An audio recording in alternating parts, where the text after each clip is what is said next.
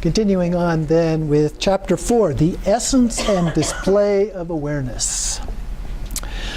On the basis of the preceding decisive demonstration using a metaphor, the nature of awakened mind, that is, awareness, is now ascertained so that you can thoroughly understand the underlying meaning. So here he then continues with the root text. It is the nature of all-inclusive awakened mind that it is not apparent, for it transcends that which is apparent. It is not empty, for it transcends that which is empty.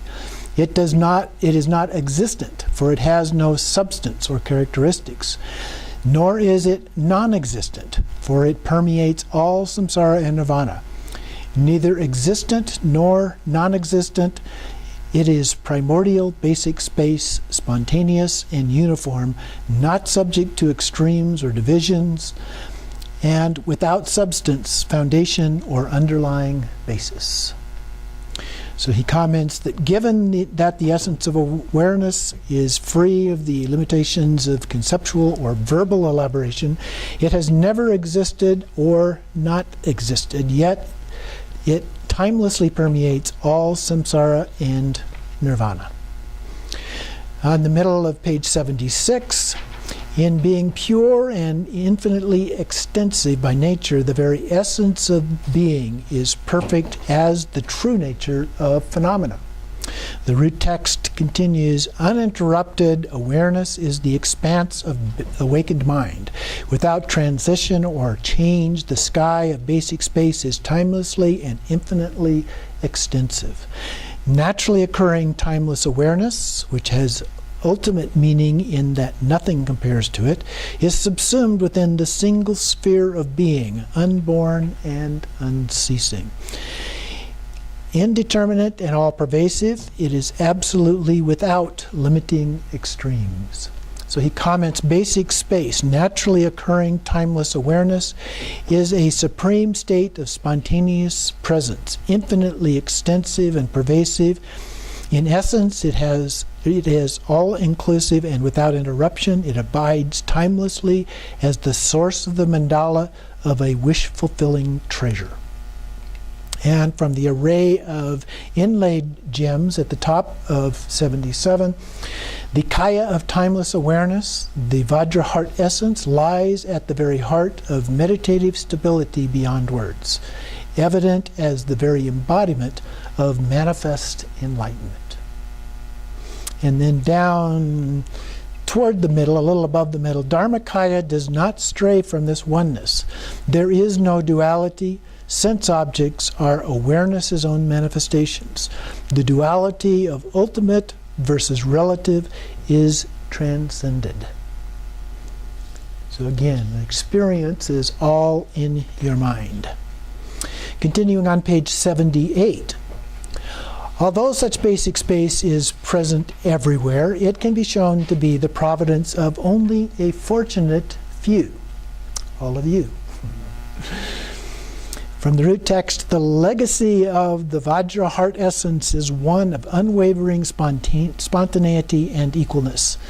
The immensity of sublime basic space, which is not made or unmade, is not some finite range that can be characterized with words. It is the welling forth of an expanse of sublime knowing, the scope of one's self-knowing awareness. A yogin who is free of conceptual and descriptive elaborations comes to a decision that whether it can be characterized or not is irrelevant.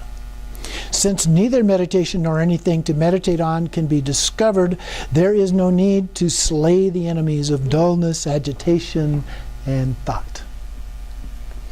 So he comments, the very essence of awareness beyond view and meditation, effort and achievement is the legacy of the Vajra heart essence. That is the nature of basic space, which is not made or unmade and is beyond characterization and description. This is not the scope of conceptual or descriptive elaboration, but rather the domain of an individual's self-knowing awareness. And from the Vajracutter, the true nature of phenomena is not an object of ordinary consciousness. It cannot be known in that sense. And then at top of page 79 here in his commentary, some masters say the true nature of phenomena cannot be known through analytical investigation because it is beyond speculation and description. But it can be known when discerned thoroughly because it can serve as a domain of those who perceive truth directly. I do not find this acceptable, but merely an arbitrary theoretical distinction, the words of those who have not experienced what has ultimate meaning in all its immediacy. There is elaboration whenever an ordinary consciousness is engaged in thinking. But what I am discussing is not within the scope of such ordinary thinking, for it stands in direct contradiction to thought. When you rest without ordinary consciousness engaging in speculation or description, you arrive at what has ultimate meaning in all its immediacy. And so it is within the scope of self-knowing awareness. This is because the essence of awareness, which abides in the ultimate reality that is the true nature of everything, becomes very evident within that context. An individual who realizes the ultimate meaning to be the naturally settled state, supreme and spontaneously present, is one who upholds the legacy of the Vajra heart essence. In keeping with the true nature of phenomena, such an individual has, moreover, the appearance of one who has nothing more to do and has put an end to effort and achievement. The great Garuda states, and I'm going down here to the last two lines of that quote, the uncomplicated people with spacious minds should be easygoing, carefree, and as forthright as an innocent. And then continuing, and the reverberation of sound states, in addition, they are patient and relaxed and have the easygoing manner of an innocent. They have few concepts and are serene by nature. They are free of physical and verbal busyness, possess sublime knowing, and can uphold the teachings. So in many ways, it's just that relaxed, just letting go. You don't have to think about it. You don't have to talk about it. You just rest in that emptiness. So continuing on the top of page 80, still with his commentary, once you have understood the essence of awareness, then regardless of what happens, whether awareness is at rest or arises as thoughts, or whether dullness, agitation, and the like occur, there is nothing but the essence and display of naturally occurring timeless awareness itself. There are no errors or obscurations that must be eliminated. Errors and obscurations themselves are not something other that is not included in awareness. Awareness abides timelessly as Dharmakaya, the supreme state of spontaneous presence in which nothing need be done. Thus, the situation is similar to teaching the fabled Isle of Gold, where one cannot find anything but gold, no ordinary earth or stone, even if one searches for it. That's a story about being stranded on an island where everything is gold, and you can look and look and look, and you can't find anything that's not gold in that circumstance. The metaphor being that that's the way awareness is. When you are stranded in awareness, so to speak, you can't find anything else. Okay? That is what it is. Continuing at the top of the next page, 81. Spontaneously present meditative stability settled in its own place is understood to be ongoing like the flow of a river without having to be deliberately cultivated. Within that context, everything arises as the true nature of phenomena. And so there is no error or obscuration, no dullness or agitation, no distraction or even the lack of it, because any object of distraction arises as the display of that nature. So it's not the nature itself, it's a display of that nature. Meditative adepts and approaches other than this may cultivate a state of meditation in which their consciousness is focused one-pointedly without distraction, but this does not bring them the slightest bit closer to awakening to Buddhahood. Rather, it is a stake that tethers them to the rebirth in the formless realm of meditative stability. This is similar to the current situation of certain followers of the pacification school. And then from the all-creating monarch, to ignore what is inherent and seek afar for something else, eagerly trying to arouse the bliss that requires no effort, there is no greater debility than this. Undistracted meditative absorption is a stake that tethers one to reification. With respect to what is and always has been, there is no distraction, nothing to be lost. Undistracted meditative absorption seduces one with hope. Such are the Mahayana approaches based on either causes or results, which reveal what is provisional. With respect to what is and always has been, there is no distraction, no loss. The state in which nothing need be done transcends all effort and achievement. And then he comments, now given that the universe of appearances and possibilities abides as a pure realm, it can be shown that it entails no acceptance or rejection, nothing being better or worse. Those are just labels, okay? So from the root text, within the timelessly abiding omnipresent state, the true nature of phenomena, there are no concepts of self or other. And so the three realms themselves constitute a pure realm of natural equalness. And in the middle of page 83, his commentary here, since in this way all ordinary beings have qualities in common with those of Buddhahood, they are called Buddhas. Reaching too hasty a conclusion without understanding how to apply the significance of this similarity and saying that everyone has always been a Buddha and everything is awareness's own manifestations is a cause of raving stupidity. A case of raving stupidity. There is no difference between this and the same words mumbled by people in their sleep.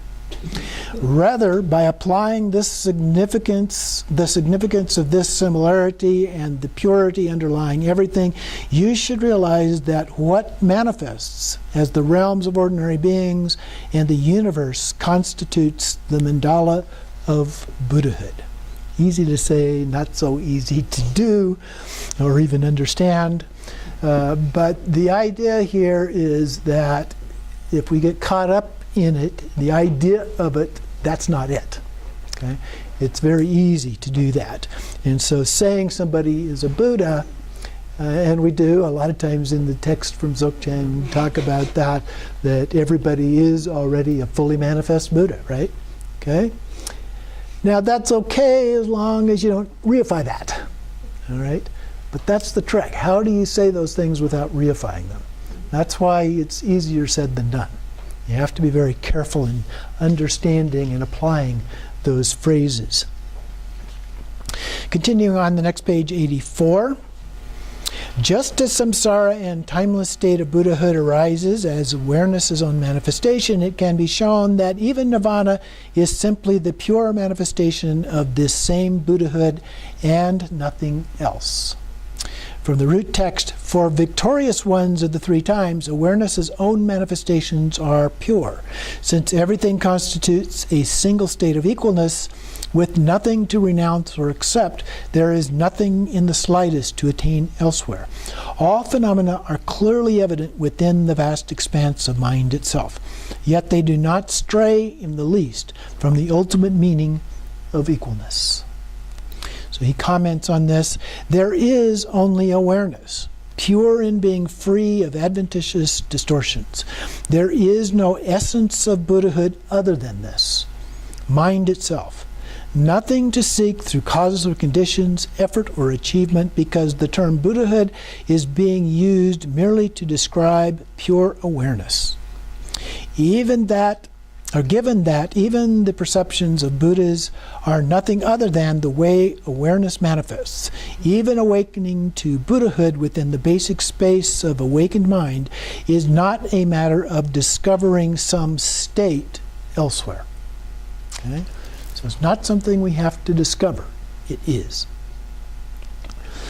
So the heart essence of secrets also says, do not seek Buddhahood elsewhere. And then the next part from the root text there, the bottom half of 85, there is no division into outer and inner, and no disturbance due to thoughts arising and subsiding. The foundation, awakened mind, dispels the darkness of extremes. With nothing having to be renounced, the potential for error is cut through as a matter of course. And he comments, because there is nowhere else to journey or look, given that the essence of awareness is beyond any concerted effort to reject or accept anything, there is no potential for either error or obscuration.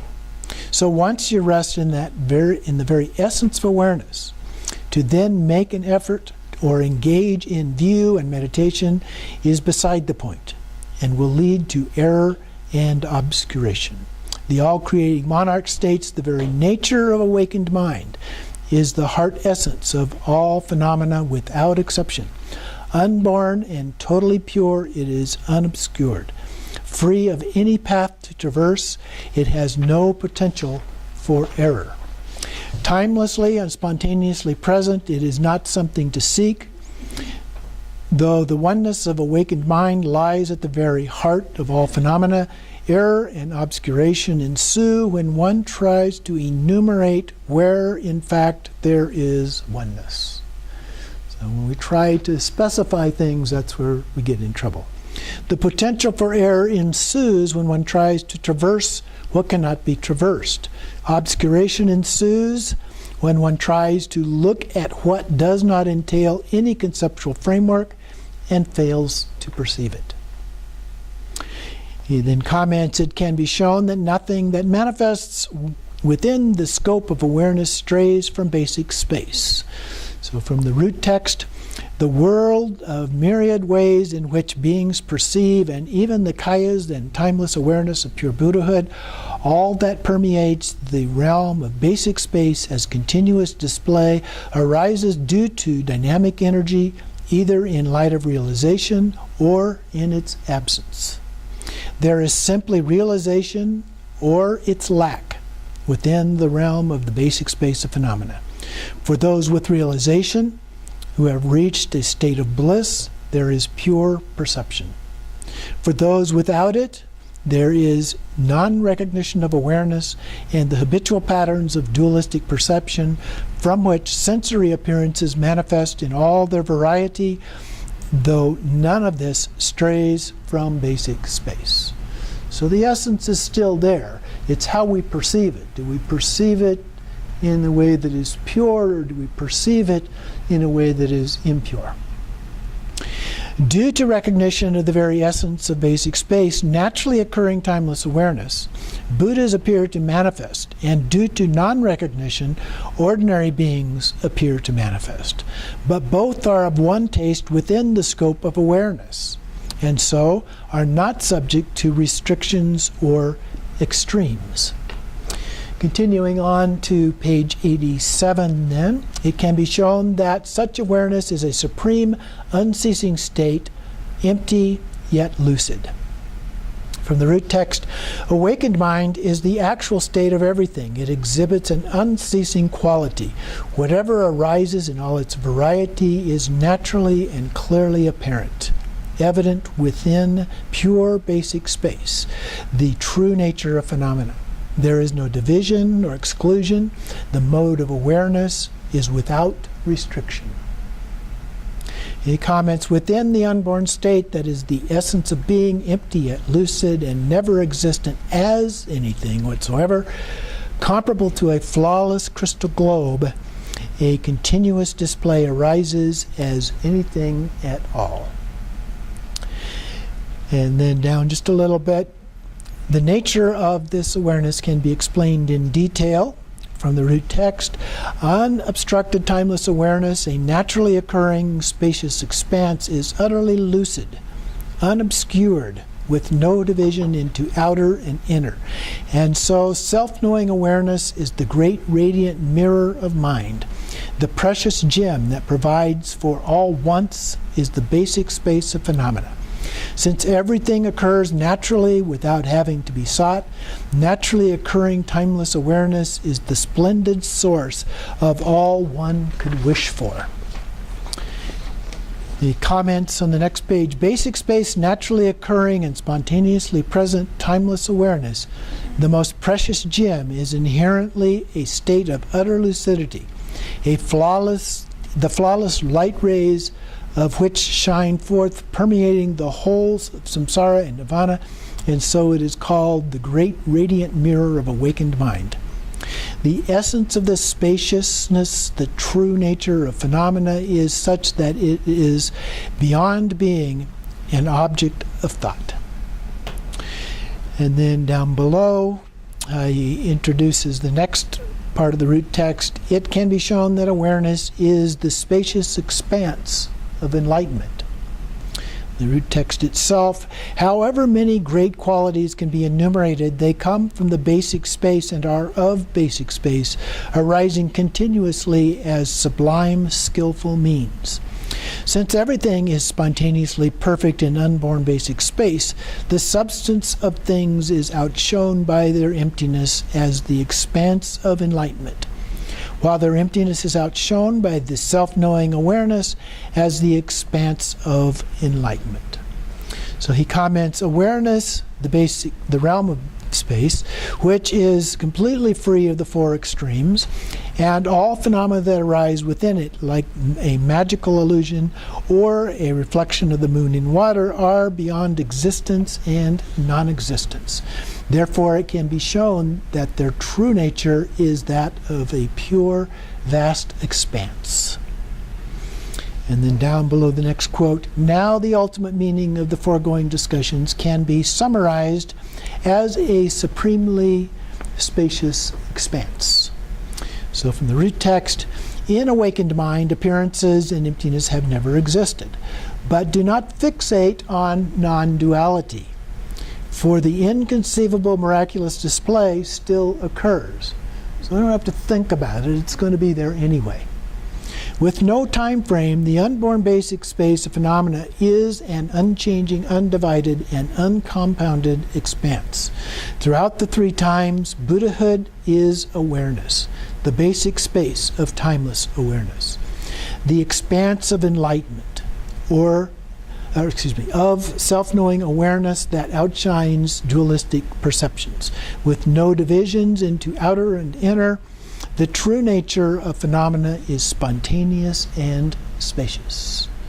So he comments: within the essence of awareness, neither sensory appearances, emptiness, or anything else has ever existed, and the basic space of equalness of the three times is uncompounded. Given that awareness arises timelessly as the Buddhahood throughout the three times, it is Dharmakaya, which entails no dualistic perception.